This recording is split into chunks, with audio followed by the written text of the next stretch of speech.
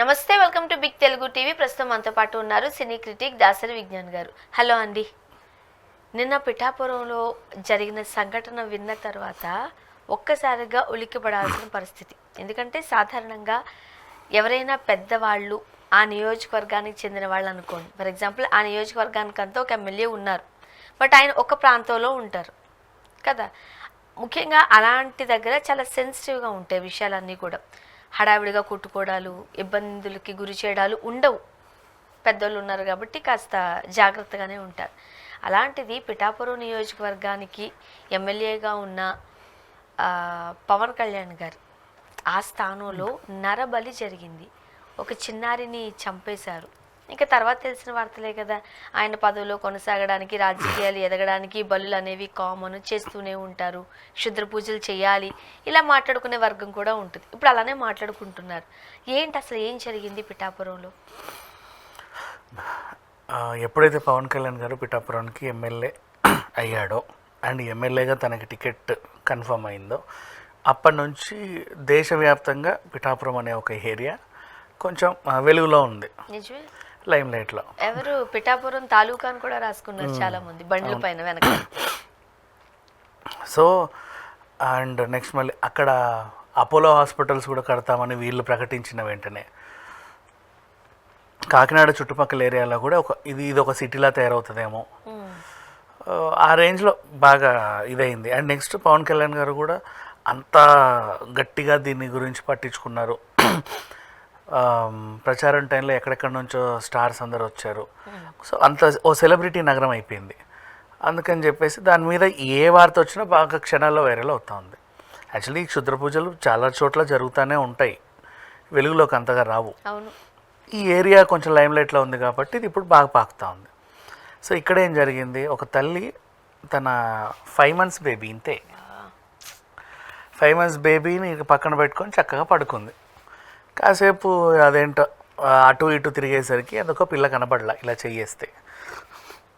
అదేంటి పాప లేదు, నైట్ పాప లేదు.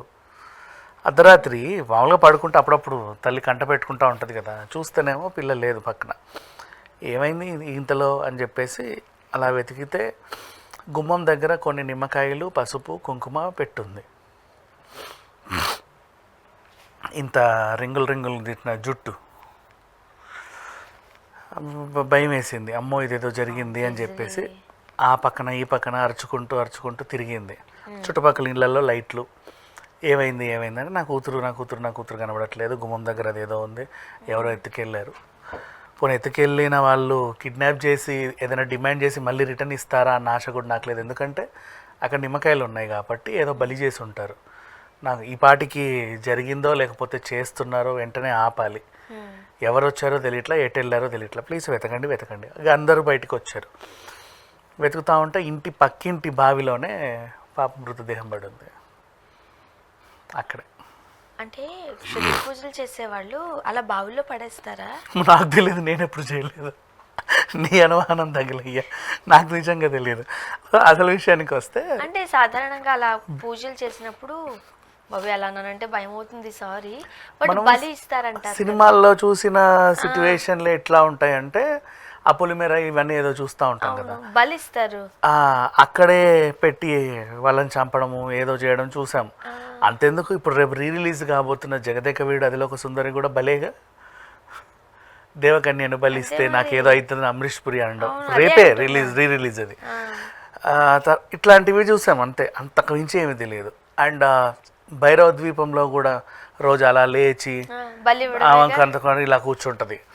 ఇలాంటి సిచ్యువేషన్స్ చూసాం. కానీ ఆ పాపని మరి బావిలో పడేస్తే వీడికి ఏం వచ్చిందో తెలియదు. సాధారణంగా కక్షలు ఇలాగ ఉన్న వాళ్ళు, కుళ్ళు, జలస్ ఫీల్ అవుతున్న వాళ్ళు ఇలా చంపేస్తూ ఉంటారు పిల్లల్ని, బావిలో వేసేయడాలు ఇలా. బట్ క్షుద్ర పూజలు అంటే బావిలో వేరేమో. వాళ్ళకి తెలియదు మా, చెప్పేవాళ్ళు ఎవరు చెప్తాడో ఎక్కడి నుంచి చెప్తాడో తెలియదు. ఇప్పుడు ఒక నరబలి ఇవ్వండి మీకు ఏదో మంచి జరుగుద్దని ఏ కసాయిగాడో చెప్పుంటాడు. ఎవడెత్తుకెళ్ళాడో ఇంకా తెలియదు. ఇప్పుడు ఆ ఎత్తుకెళ్ళినోడు కనిపిస్తే అప్పుడు వాడిని 4 తంతే చెప్తాడు ఏంటి జరిగింది. అసలు ఎటువంటి చంపేసినా తప్పు లేదు. ఇంత పాప అసలు ఏమీ తెలియదు. అసలు తల్లి దగ్గర నుంచి ఆ పిల్లని ఎత్తుకెళ్ళేటప్పుడు ఎంత చాకచక్యంగా ఎలా ఎత్తుకెళ్ళాడో కూడా తెలియదు. అంటే ఇప్పుడు అర్ధరాత్రి అప్పుడు కనీసం 2 గంటలకో 3 గంటలకో లేచి పాపని చూసుకుంటుంది తల్లి. మరి అంటే అంతగా కనిపెట్టుకున్నా పాల కోసం కూడా లేస్తారు పిల్ల. అంతలా కనిపెట్టుకుంటున్నా కూడా వాడు తీసుకెళ్ళగలిగాడు అంటే కొంతమంది తల్లులు ఏం చేస్తారంటే అట్లా పెట్టి వీళ్ళు కూడా నిద్రలో జారుకుంటారు. అప్పుడు నిద్రపోతారులే. అప్పుడు తీసుకెళ్ళిన అంటే అయ్యో పాపం తల్లికి తెలియదు అనుకోవచ్చు, కానీ తల్లి కనిపెట్టుకుంటుంది ప్రతి 2 గంటలకి 3 గంటలకి. చాలా చాకచక్యంగా తీసుకెళ్ళి అంటే పాపని తీసుకెళ్ళి గుమ్మం దగ్గర ఫస్ట్ అవేవో వేసి తర్వాత అందులో నుంచి పాపను బయటికి తెచ్చాడు. అంతవరకు మనకు తెలుసు. తర్వాత బావిలో ఎప్పుడు పడేశాడు, ఆ మధ్యలో ఏం చేశాడు, లేదా నువ్వు అన్నట్టుగానే అక్కడే బలిచ్చి ఆ శవాన్ని ఎక్కడ పడేయాలో అర్థం కాక బావిలో పడేశాడా, ఇలాంటి అనుమానాలు కూడా ఉంటాయి కదా బాబాయ్. అంటే బలిచ్చిన వాళ్ళు ఆ శవాన్ని ఎక్కడో పెట్టాలిగా. బావిలో వేసేస్తే తెలుస్తుంది కదా ఒక 2 పార్ట్స్ ఉన్నట్టు. మరి వాడు ఏంటో తెలియదు అనుకున్నాడో మరి ఏమనుకున్నాడో, భయమో అలా పడేశాడు. తెలిసింది మొత్తానికైతే పోలీసులకి సమాచారం ఇస్తారు. బాగా తెలిసిన వాళ్ళు అయి ఉంటారు కదా ఇలాంటి 100% బాగా తెలిసిన వాళ్ళు. ఎందుకంటే తలుపేసుకుని కదా పడుకుంటారు. వాళ్ళ ఇంట్లో తల్లి ఎలా పడుకుంటుంది, ఏ టైంకి నిద్రలో జారుకుంటుంది, ఏ టైంకి పిల్లని బయటికి తేవాలి, బాగా కనిపెట్టుకున్నోడే చేసిన పని చేస్తారు. ఇంకొకటి తలుపేసుకుని కదా పడుకుంటారు. మరి వాడు ఎలా తీశాడో చాలా చాకచక్యంగా తీశాడు. అదేంటన్నా ఇప్పుడు నిమ్మకాయలు, పసుపు, ఆ ఎండుమిర్చి, ఈ చేతబడి సామాగ్రి ఎవడు కనిపెట్టాడో తెలియదు, కానీ చాలా సినిమాల్లో ఇవే పిండి ముద్దని తీసి ఆ టూత్ పిక్స్తో గుచ్చుతూ ఉంటారు. అలా రక్ష సినిమాలో చూసాం. అట్లా ఇక్కడ ఏదో చేస్తే అక్కడ ఎందుకు తులసి దళం ఒకటి ఉండేది గుర్తుంది. అది టీవీ సీరియల్ అప్పుడెప్పుడు. అసలైన చేతబడి చూడాలంటే తులసి దళమే. ఎండమూరి వీరేంద్రనాథ్ కదా రాసింది. సో అమ్మో ఇదేంటో సినిమా కూడా వచ్చింది తులసి దళం అంటూ. ఒక రకంగా ఇట్లాంటివి చూస్తే భయం వేసేది. టీవీలలో, సీరియల్స్లలో, ఈవెన్ ఓటీటీలలో చూస్తేనే భయం వేస్తుంది. వార్తలు విన్నప్పుడు ఇంకా ఒక రకంగా ఉంటుంది. ఇప్పుడు ఆ తల్లికి ఎలా ఉంటుంది, ఇప్పుడు పోనీ ఎవడో కిడ్నాప్ చేశాడే అనుకుందాం, వాడు కిడ్నాపర్ అయినా సంతోషమే, ఏదో నాకు బంగారం ఇస్తే నీ పాపని ఇస్తా అంటాడు, లేదా పోలీస్ స్టేషన్లో కంప్లైంట్ ఇస్తే వాళ్ళు పట్టుకొని పాపను విడిపిస్తారు. కిడ్నాపర్ కూడా కాదు, చేతబడి చేసేవాడు ఖచ్చితంగా నరికేస్తాడు పిల్లని. చూడు ఎలా చేస్తున్నారు. ఇట్లా ఉంది పరిస్థితి. పైగా జరిగింది పిఠాపురంలో. ఇప్పుడు రకరకాల మంది రకరకాలుగా మాట్లాడుకుంటున్నారు. ఎందుకు జరిగింది అసలు చేతబడి, నరబలిస్తే ఏమవుతుంది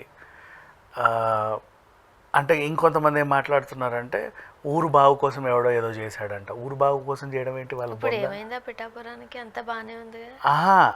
అనౌన్స్ చేశారు, ఒక సెలబ్రిటీ ఎమ్మెల్యే వచ్చాడు, వాళ్ళెవరో వచ్చి హాస్పిటల్ కడతామన్నారు, వీళ్ళెవరో వచ్చి అది చేస్తాం ఇది చేస్తాం, బట్ ఏది అవ్వట్లేదంట.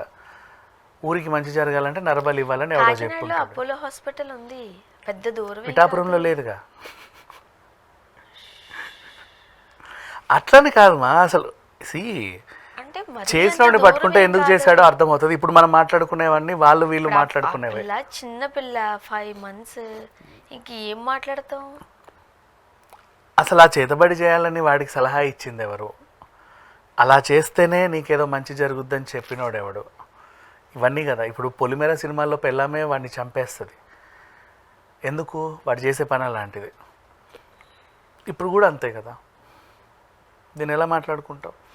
అండ్ నెక్స్ట్ ఎక్కడికి వచ్చాను తెలుసా, మనం హత్యల్లో కూడా మంచి చెడు వేరియేషన్స్. ఇప్పుడు ప్రాణం అంటే ఎవరికైనా ప్రాణమే. నువ్వు మీసాలు గడ్డలు వచ్చినా మీ అమ్మగారికి అయితే చిన్నపిల్లడితోనే సమానంగా, అంతేగా.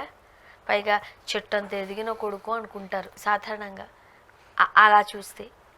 ఇప్పుడేమో మంత్స్ బేబీ, అదే ఏమి చూసింది ఏమి చేసింది, చిన్నపిల్ల ఎంత భవిష్యత్తు ఉంటుంది, ఇట్లా ఆలోచిస్తాం. ఆ పిల్లకి ఇది నా తల్లి అంతకు మించి ఇంకేమీ తెలియదు.